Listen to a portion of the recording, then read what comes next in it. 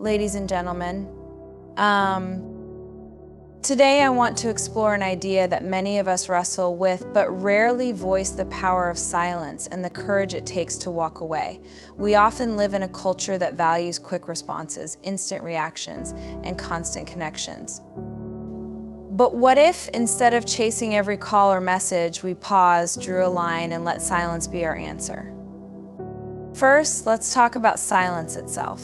Silence is so often misunderstood as weakness, yet it's in the silence that we gather our strength, take a breath, and listen to our inner voice.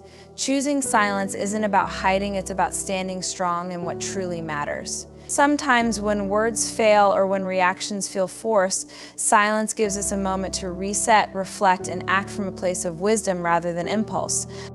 And from that silence comes the need for boundaries. Cutting contact may sound harsh, but it's a necessary act of self-respect. We cannot live meaningful lives by allowing everyone and everything into our personal space. We've all had people, situations, or habits that take more than they give, and when we cling to those connections, we drain ourselves of what could be spent building a life that aligns with our values.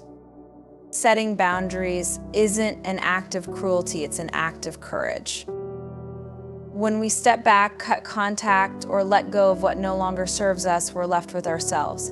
And this is a beautiful, challenging thing. In solitude, we get to rediscover who we are. We find out what drives us, what dreams we've hidden, and what values we truly hold dear.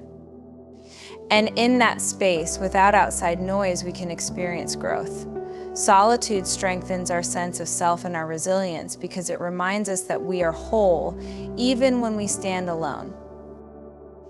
Now, this journey often requires us to release resentment and practice detachment. Letting go isn't easy, but when we cut contact, it's not about carrying bitterness or holding on to anger. Detaching with kindness means forgiving ourselves, forgiving others, and releasing the weight of negativity. When we hold on to grudges, we only weigh ourselves down. Forgiveness doesn't mean we go back to harmful connections, it means we free ourselves from their grip and can move forward lighter and more focused. And finally, with this space and freedom, we can live with greater intention. When we protect our peace and energy, we can pour it into what truly matters. We can be present for the people who uplift us, for the work that inspires us, and for the moments that feed our souls. In living intentionally, we make choices that serve our growth, our joy, and our purpose. So today, let's be unafraid to embrace the power of silence, to cut ties with what no longer serves us, and to walk forward with a renewed sense of purpose. Let's choose relationships and paths that lift us up, and let's always remember that the courage to let go is often the first step toward becoming who we are meant to be. There's a strength in silence that we often overlook. In a world that tells us to always speak up, to have a quick answer, to make our voices heard no matter the cost, silence can seem like passivity, like surrender. But choosing silence is not about retreating. It's about creating space to truly understand ourselves, our emotions, and our values. It's about resisting the urge to react impulsively and instead gathering the courage to respond thoughtfully, with intention. When we pause, we allow ourselves the gift of time to observe, to reflect, and to see things from a broader perspective. In the heat of a moment, words often serve as fuel to conflict. We might say things we don't mean, or we might say things that, while true, don't serve the healing we're seeking. In the quiet, though, we find clarity. We can sift through our thoughts, ask ourselves hard questions, and dig deeper into what's really at the heart of a situation. We can recognize patterns in our own reactions and gain insights that we might have missed in the noise of back and forth exchanges. Silence also allows us to listen not just to others, but to our own inner wisdom. Often we drown out our inner voice, either from fear or because we're used to external validation. But in the silence, there's no one to impress, no one to impress, no one to judge us, no one to steer our thoughts but ourselves.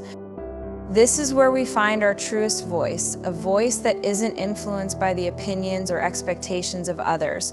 In those moments of silence, we can reconnect with our core values, our deepest longings, and our truest selves. Think about the power of a deep breath in the middle of a storm. That's what silence offers us: a pause, a chance to recalibrate. And yes, it takes courage to embrace that pause, to sit with our discomfort rather than escape it. But in doing so, we cultivate resilience and self-control. We learn that we don't have to respond immediately, that our worth is not defined by our speed or volume, but by our depth and thoughtfulness. Silence also grants us perspective. It allows us to step outside of the immediate situation and see it from different angles. This ability to step back can reveal solutions, alternative approaches, or even the realization that some battles aren't ours to fight. When we let silence do its work, we often find that our initial reactions give way to wiser responses that align with who we are and what we truly want. And here's the beautiful thing: when we make space for silence, we create a ripple effect. We give others permission to pause as well. We allow room for empathy, for connection, and for understanding. Instead of conversations filled with tension and urgency, we can have dialogues grounded in respect and mutual respect. And mutual respect. Silence doesn't build walls, it builds bridges. So let's not see silence as an absence, but as a presence, a powerful, intentional presence that holds space for growth, for clarity, and for peace. Silence is not empty, it's full of potential. And when we embrace it, we open ourselves to a deeper understanding of ourselves and others, and we create the kind of inner strength that can weather any storm. Creating boundaries is one of the most powerful acts of self-respect we can offer ourselves. It's about recognizing our worth, knowing where we stand, and valuing our own peace and purpose enough to protect them. Boundaries aren't walls, they're choices. They are decisions we make to focus on what fills us and let go of what drains us. And sometimes this means cutting contact, distancing ourselves from people or situations that don't support our growth. This isn't about cruelty or shutting others out. It's about understanding that not every person or experience belongs in the core of who we are becoming. Cutting contact can be difficult. We worry about how it might look, what others might think, and we feel the pull of past connections. But we must remember that relationships are meant to lift us, to help us feel seen and supported, to bring out the best in us. When they do the opposite, when they belittle us, drain our energy, or cloud our vision, they don't belong in the sacred space we call our lives. By letting go, we're actually opening ourselves up for the right kind of connections, the ones that encourage us to grow, to love freely, and to become the people we aspire to be. Setting boundaries isn't selfish, it's necessary. It allows us to show up authentically in all areas of our lives. If we don't protect our energy and our peace, then we have little left to give to those who truly matter to us, including ourselves. Boundaries are a way of declaring, this is what I need to be my best self, to stay grounded, to live with intention. When we cut contact or take a step back, we're saying, I choose me. We're prioritizing our own well-being so that we can fully embrace our potential and our purpose. At times, creating these boundaries can bring up guilt or doubt. But remember, you don't have to justify the spaces you create. You don't have to explain why your peace matters to those who question it. Boundaries are not about judging others, they're about choosing the kind of energy we want to invite into our lives. Sometimes the most loving thing we can do is release a connection that's no longer in harmony with who we are or where we're headed. And in doing so, we're creating room for connections that are in alignment with our spirit and our values. This act of cutting contact is not a sign of giving up, it's a sign of moving up. It's a choice to elevate, to rise above what no longer fits, and to honor the journey we're on. When we allow ourselves to let go, we also allow ourselves to grow. Boundaries are not just lines we draw, they are acts of love. They are reminders that we are worthy of relationships that are reciprocal, of energy that replenishes, and of a life that honors our aims. Each time we make the hard choice to cut contact where we need to, we send a message to ourselves, I am worthy of peace, of clarity, and of joy. This courage builds a foundation for a life that's resilient and purpose-driven. So let's see boundaries not as barriers, but as doorways to our true selves, our fullest potential, and the life we were meant to live. Growth in solitude is a journey many shy away from, yet it's one of the most transformative experiences we can embrace. When we allow ourselves time alone, away from the noise, the opinions, and the expectations of the world, we discover a space where we can truly meet ourselves. Solitude strips away distractions, leaving only the presence of who we are in our purest, truest form. In this quiet space, we find the freedom to be honest with ourselves, to feel deeply, and to think clearly. It's a gift, a rare chance to reconnect with the parts of us that may have been forgotten or pushed aside in the busyness of life. In solitude, we start to see the layers of our identity, the layers that we've built over time, often shaped by others' expectations or by the roles we feel pressured to play. When we're constantly surrounded by people, it's easy to adopt versions of ourselves that fit the moment or please those around us. But alone, we're free from the need to impress, to conform, or to perform. Alone, we get to ask, who am I when no one else is around? What do I love? What do I fear? What do I truly want? These are profound questions. And the answers are the foundations of our true selves. Solitude also invites us to confront our own vulnerabilities, to sit with the discomfort that may surface when we have no one else to turn to but ourselves. This isn't always easy. In fact, it's often in these moments of solitude that we come face to face with our doubts, our fears, and even our regrets. But this is where growth begins, when we allow ourselves to sit in that discomfort, to understand it, to be gentle with ourselves as we work through it. We build resilience. We learn to trust ourselves, to rely on our own strength, and to embrace our own company. Spending time alone also fuels creativity and vision. Without the chatter of daily life, our minds are free to wander, to dream, and to explore new ideas. In solitude, we find the quiet courage to dream bigger, to set goals that feel aligned with who we are, and to map out a future that excites us. This is where inspiration lives, not in the noise of constant conversation, but in the stillness where we can hear the whisper of our own desires. And through this journey of rediscovery, we begin to build a stronger relationship with ourselves. We learn what makes us happy, what restores our energy, what values truly matter to us. We come out of solitude with a deeper understanding of our own worth and a greater confidence in our ability to stand on our own 2 feet. This relationship with ourselves is foundational because the better we know and love ourselves, the more authentic and fulfilling our relationships with others can be. We stop relying on others for validation because we've already validated our own worth. We stop seeking approval because we've already approved of who we are. Solitude is not loneliness, it's a powerful space for transformation, a sanctuary for growth. It's where we reconnect with our inner voice, rediscover our passions, and come back to life with a renewed sense of purpose. Growth in solitude is not just about being alone, it's about becoming whole, finding peace in our own presence, and unlocking the strength that was within us all along. This journey inward equips us to face the world with a clear mind, a full heart, and a grounded spirit. And when we return from this place of solitude, we carry with us a strength and wisdom that know. Mindful detachment is a practice of releasing ourselves from the connections that weigh us down, connections that fill our lives with negativity rather than possibility. It's about letting go, but doing so with grace, with compassion, and with a conscious choice to move forward free of resentment. So often we hold on to relationships, situations, or even habits that have outlived their purpose, simply because letting go feels too final, too uncertain. But when we cling to what no longer serves us, we carry burdens that make it hard to grow, hard to breathe, and hard to be who we're truly meant to be. Detachment allows us to unburden ourselves and opens us to new possibilities, new peace, and new purpose. Choosing to detach doesn't mean we deny the importance that people or experiences once held in our lives. It's not about pretending they didn't matter or pushing away memories.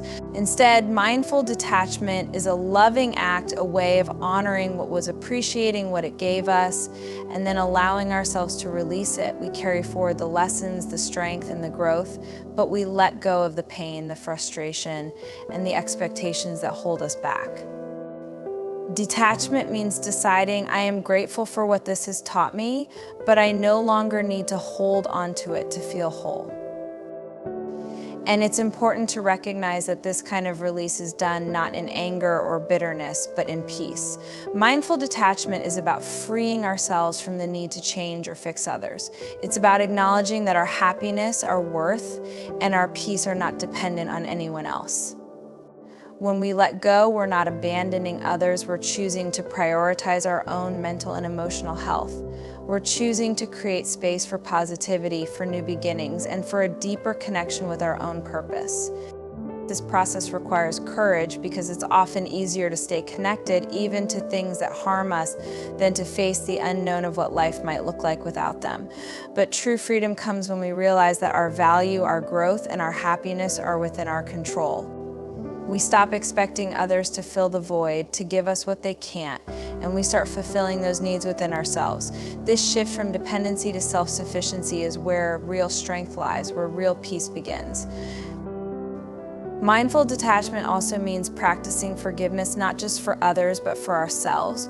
When we let go of negative connections, we don't have to carry resentment with us. Instead, we can forgive and release. Forgiveness isn't about excusing hurtful actions or ignoring the impact they had on us. It's about lightening our own load, about making the choice to not let bitterness take root in our hearts. When we forgive, we're not saying that the past was acceptable, we're saying that it no longer has the power to define our future. Detachment is an act of faith in ourselves and in the future. By releasing negative connections, we're trusting that we're enough, that we're capable of building a life filled with positivity and meaning. This is the essence of mindful detachment. It's not about turning away, but about turning inward. It's about refocusing our energy on what serves us, uplifts us, and aligns with our true selves. When we practice mindful detachment, we free ourselves from the constraints of the past and open ourselves up to a present full of promise. We gain the strength to create relationships based on mutual respect, honesty, and positivity. We find the courage to stand on our own, to live according to our own values, and to build a life that reflects who we are at our core. And as we let go of the negativity, we discover a lighter, more hopeful version of ourselves, a version unafraid to embrace the fullness of life, grounded in a peace that no one else can take away. Moving forward with intention is one of the most empowering choices we can make.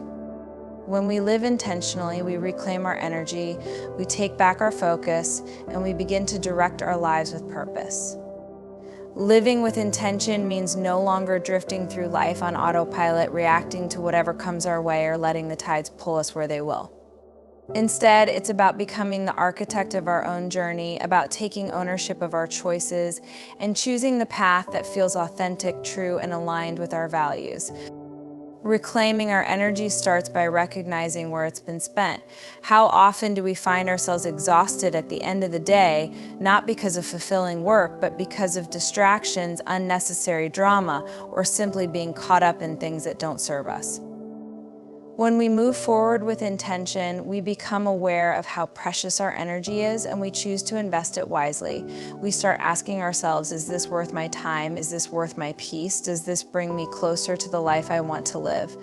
These questions help us redirect our focus to pull away from what drains us and toward what nourishes us. Intentional living also means letting go of the need to do everything. We've all felt the pressure to say yes to every request, to fill every hour, to keep up with others' expectations. But the truth is, our greatest impact doesn't come from doing everything, it comes from doing the right things with our whole heart.